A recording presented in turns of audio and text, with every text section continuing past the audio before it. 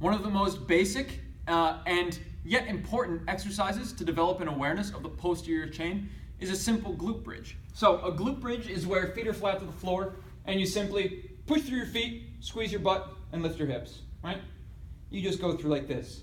Now, a lot of people aren't sure where they're supposed to feel this. They just think, okay, my butt lifts up, my butt lifts back down. But you really want to make sure there's a big awareness on feeling a sensation through the whole entire backside of the body. Not just your calves or your hamstrings or your glutes, but the line running all the way from the back of your heel all the way up almost to the back of your skull. So even up the backside of your back muscles. Let me show you what I mean. Now, from this position, as you can see, my hips are going to rise up. Now, I feel this a little bit in my butt, but I don't feel it anywhere else. Now, there's a few ways I like to clear this up. First, you want your arms to be active. So with my hands, either palms up, palms down, or even arms bent, you want to actually push them into the ground. This is going to help pronounce and keep a proud chest. So as you go up into that glute bridge, you're actually going to have activation through the back side of the body. So again, either hands are here, bent, or arms can be down flat, palms down or palms up. And again, I'm going to actively press into the ground to create activation through my upper half.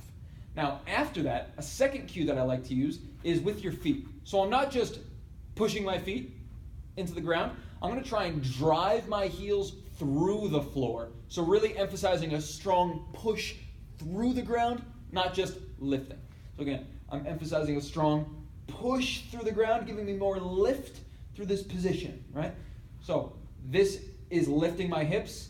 This is driving through the floor, right? Now, as you can see here, there is a big arch through my spine. And if you can't see it here, try and tighten my shirt up here. There's a huge arch in my spine, leaving me to be at a potential fault to put too much stress on my lumbar spine. Now, the third cue, and this kind of ties the magic all together, is your pelvic position.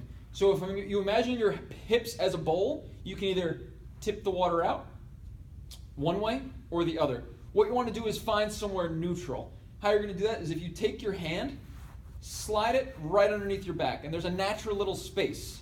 Now what you want to do is smush so there's a bunch of pressure on your hand, right? So I'm smushing. A second way you can do that is if you want someone, ask them to tilt their belly button so they can see it. So tilt your belly button towards your chin. Boop. That's going to put you in a pelvic tilt position, just enough to tie all these knots together. So again, activation through the upper half. I'm going to drive my feet through the floor after I have got myself into a more neutral pelvic position or even a posterior tilt. Now from here, I'm then going to connect all those dots together.